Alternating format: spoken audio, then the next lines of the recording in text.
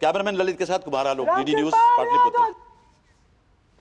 और बिहार में भी मौसम का तापमान बढ़ने के साथ ही सियासी तापमान तेजी से बढ़ रहा है। पाटलिपुत्र संसदीय क्षेत्र में अंतिम चरण में होने वाले मतदान को लेकर बीजेपी गठबंधन और आरजेडी गठबंधन के बीच बयानबाजी भी बढ़ गई है। इस सीट पर एक बार फिर राजद की राज्यसभा सांसद मीसा भारती का मुकाबला वर्तमान सांसद रामकृपाल यादव से है। दोनों का आमना सामना पिछले चुनावों में भी हो चुका है, जिसमें रामकृपाल यादव ने बाजी मारी थी। मीसा भारती लगातार क्षेत्र में चुनाव प्रचार में जुटी हुई हैं। इसी बीच डीडी न्यूज संवाददाता कुमार आलोक ने आरजेडी प्रत्याशी मीसा भारती से भी की खास बातचीत।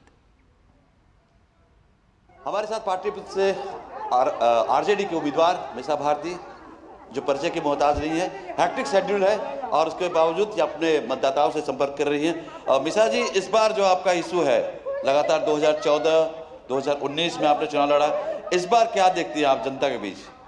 देखिए, जो 2014 और 2019 का माहौल कुछ और था। देश में जिस तरह से लोगों को 10 वर्ष तक यूपीए की सरकार थी और उनको परिवर्तन चाहिए था, शायद उनको लगा कि ये इतने सारे जो वादे कर रहे हैं प्रधानमंत्री नरेंद्र मोदी जी, कहा था कि प्रत्येक वर्ष 2 करोड़ नौकरी देंगे, जो कि 10 वर्षों में 20 करोड़ होता है, किसानों की आय दुगनी करेंगे, महंगाई कम करेंगे, बहुत सारे ऐसे जो उन्होंने वादे किए, प्रत्येक व्यक्ति के खाते में 15-15 लाख रुपए आएगा। तो लोगों को लगा कि चलो ये सब काम होंगे, तो एक उम्मीद जगी थी और लोगों ने उस समय उन पर विश्वास करके उनको वोट किया और उनकी सरकार बनी। लेकिन आप देखिए कि 2 बार उनको मौका मिला और एक भी वादा उन्होंने पूरा किया। रामकृपाल जी कह रहे हैं कि राजा और रंग के बीच लड़ाई है।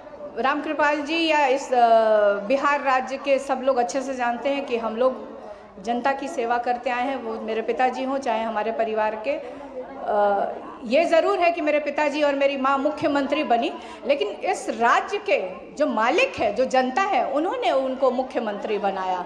तो आप एक बताइए कि जनता का चुना हुआ आदमी को वो राजा, ये लोग किसी को भी कुछ भी बना सकते हैं, किसी को भी कुछ भी कह सकते हैं। लेकिन वहीं आप देखिए, स्थानीय सांसद रामकृपाल जी हमारे यहाँ से गए और वो आरोप बार बार लगाते हैं कि ये राजा हैं और परिवारवाद का आरोप रामकृपाल जी लगाते हैं। मैं आपके माध्यम से मैं जानना चाहती हूँ रामकृपाल जी से कि रामकृपाल जी, आपकी 40-45 वर्ष की राजनीति में आपने राष्ट्रीय जनता दल में रहते हुए किसी पटना के एक कार्यकर्ता को मौका क्यों नहीं दिया? आप अपनी जगह किसी को एमएलए क्यों नहीं लड़वा दिए? आप अपनी जगह हमारे दल से किसी को एमएलसी क्यों नहीं बनवा दिया? आप हमारे दल से किसी को बोर्ड का मेंबर क्यों नहीं बनवाए? हमेशा आप ही क्यों बनते रहे?